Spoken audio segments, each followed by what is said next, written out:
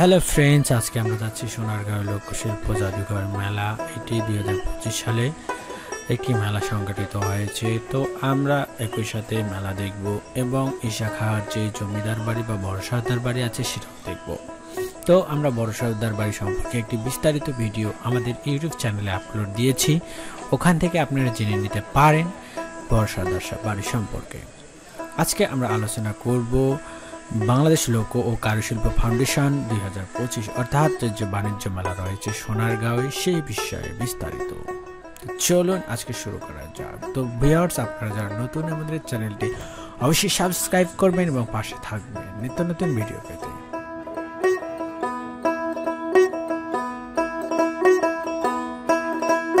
তো ভিউয়ার্স, আপনারা টিকিট কেটে ভেতরে ঢোকার পর হাতের যে বাম দিকে আছে সেদিকে আপনার একটা পুষ্করণী দেখতে পারবেন, বড়, যে শাখা জমিদার বাড়ির পুষ্করণী নামে পরিচিত।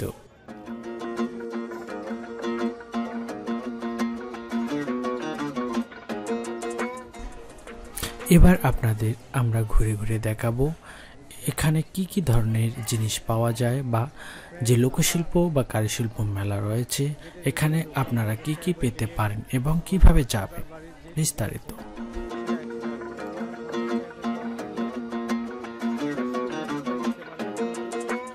বলে রাখা ভালো, এই জমিদার বাড়ি বা বড় সর্দার বাড়ি যে সোনারগাঁও যে মূল আকর্ষণ এই জমিদার বাড়িটি, এই বিষয়ে আমরা একটি বিস্তারিত ভিডিও আপলোড করেছি। আমরা এখানেও প্রবেশ করেছিলাম এবং এই জমিদার বাড়ির পুঙ্খানুপুঙ্খানুভাবে বিশ্লেষণ করেছিলাম।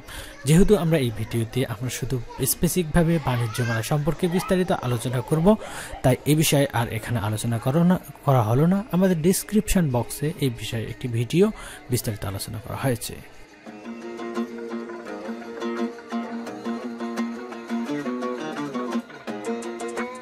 মূল ফটকের সাথে আপনার গ্রাম বাংলার যে ঐতিহ্য গরুর গাড়ি, সে একটি ভাস্কর্য আপনারা দেখতে পারবেন। এবার আমরা ধীরে ধীরে বাণিজ্য মেলার মেন গেটে প্রবেশ করলাম এবং যেহেতু আমরা বাণিজ্য মেলা যাব সে উদ্দেশ্যে রওনা হলাম।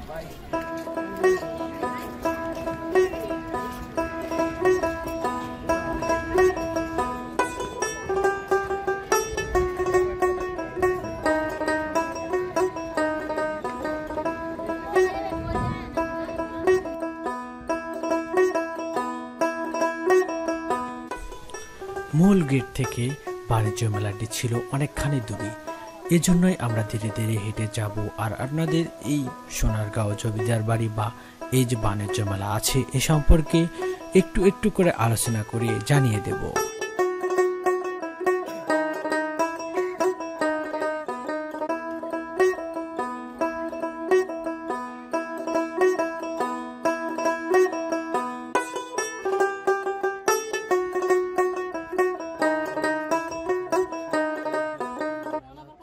আর হ্যাঁ বন্ধুরা, আপনারা জানলে অবাক হবেন যে এই মেলায় প্রচুর দর্শনার্থী আসে, বিভিন্ন স্কুল কলেজ থেকে ট্যুর এবং যে ফরেনাররা আসে তারা এখানে ভ্রমণ করতে আসে।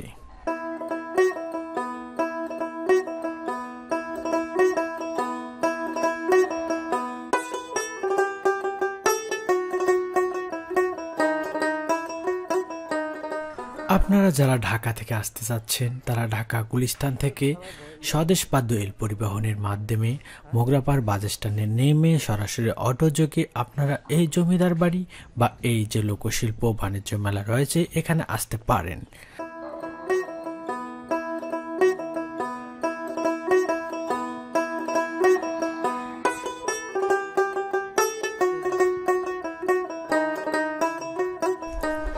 বন্ধুরা, আপনাদের সুবিধা অর্থে আমি এই সোনারগাঁও জাদুঘরের যে প্রাচীন ইতিহাস এ সম্পর্কে একটু বিস্তারিত আলোচনা করব।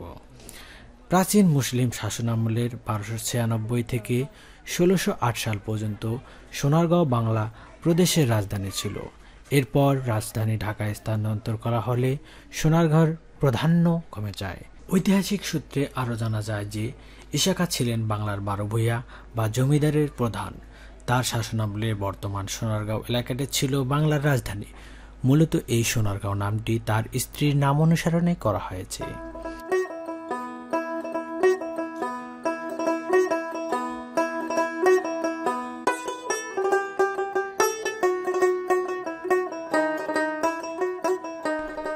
যেহেতু সোনারগাঁও জমিদার বাড়ি ২৭,৪০০ বর্গফুট জায়গা নিয়ে গঠিত, এর মধ্যে রয়েছে ৮৫টি কক্ষের একটি দ্বিতল ভবন, পুকুর ও বাগান। এটি বাংলার অন্যতম ঐতিহ্য ও স্থাপত্য নিদর্শন। তো আমরা মেন গেট থেকে অনেকখানি ভিতরে এসে এই মেলাটি আপনাদেরকে উপভোগ করতে হবে। আমরা যতটুকু হেঁটে হেঁটে আসলাম সেটুকু আপনাদের বর্ণনা করলাম এই ভিডিওর মাধ্যমে।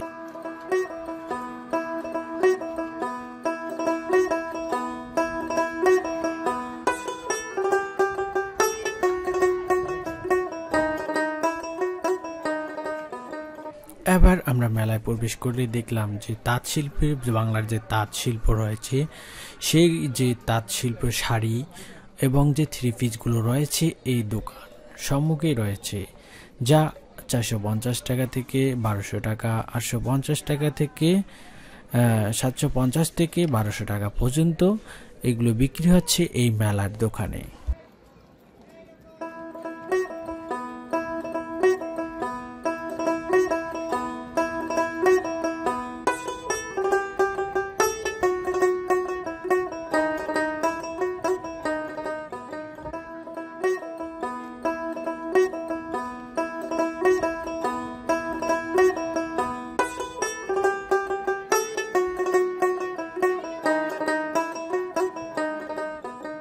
এই দোকানটিতে বিভিন্ন যে গ্রামীণ যে ঐতিহ্য বা বাংলার যে ঐতিহ্যের বিভিন্ন পেইন্ট রয়েছে সেগুলো বিক্রি করা হয়।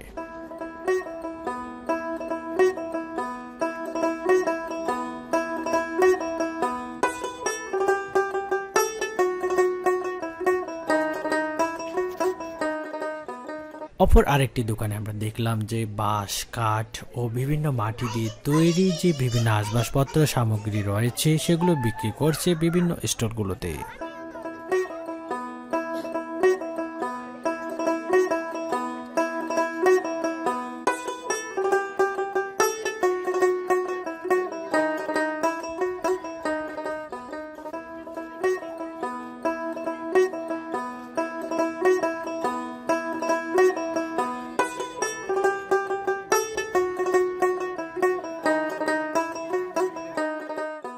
বন্ধুরা, আমরা এই মেলায় দেখতে পাচ্ছি সোনারগাঁওয়ের যে তাঁত শিল্পের ঐতিহ্য তারই প্রতিফলন।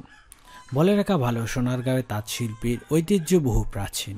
এক সময় এখানে তৈরি হতো বিশ্ববিখ্যাত মসলিন কাপড়। মসলিনের ঐতিহ্য আজ প্রায় বিলুপ্ত হলেও সোনারগাঁওয়ের তাঁতিরা এখনও ধরে রেখেছেন এই শিল্পের কিছু ধারা। ঐতিহ্যবাহী মসলিন, সোনারগাঁও মসলিন ছিল একসময় বিশ্বজুড়ে বিখ্যাত। এই মিহি কাপড় তৈরি হতো এখানকার তাঁতিদের হাত দিয়ে। মসলিন ছিল এতটাই সূক্ষ্ম যে একটি শাড়ি একটি আংটির ভেতর দিয়ে অনায়াসে গড়িয়ে দেওয়া যেত। কালের বিবর্তনে মসলিন উৎপাদন কমতে থাকে, তবে এর ঐতিহ্য আজও সোনারগাঁওর মানুষের মনে বেঁচে আছে। তারই প্রতিফলন আমরা এই দেখতে পাচ্ছি এই সোনারগাঁও মেলায়।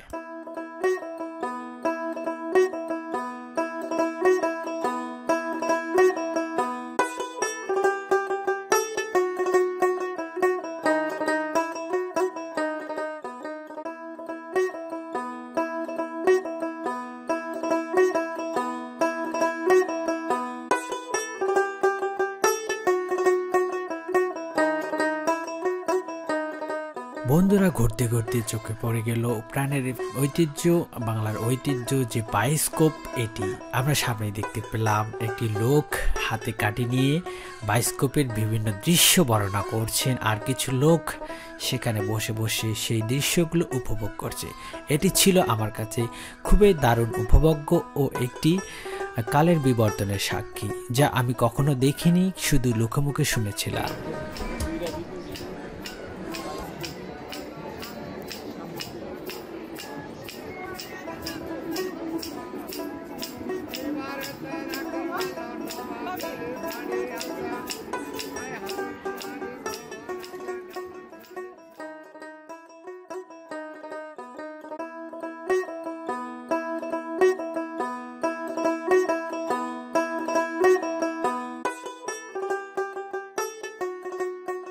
তো বন্ধুরা, আমাদের এই চ্যানেলটি যদি আপনাদের ভালো লাগে তো অবশ্যই আমাদের চ্যানেলটি সাবস্ক্রাইব করবেন এবং পাশে থাকা বেল আইকনে ক্লিক করবেন। যারা ফেসবুক থেকে দেখছেন ভিডিওটি অবশ্যই শেয়ার করবেন। ধন্যবাদ।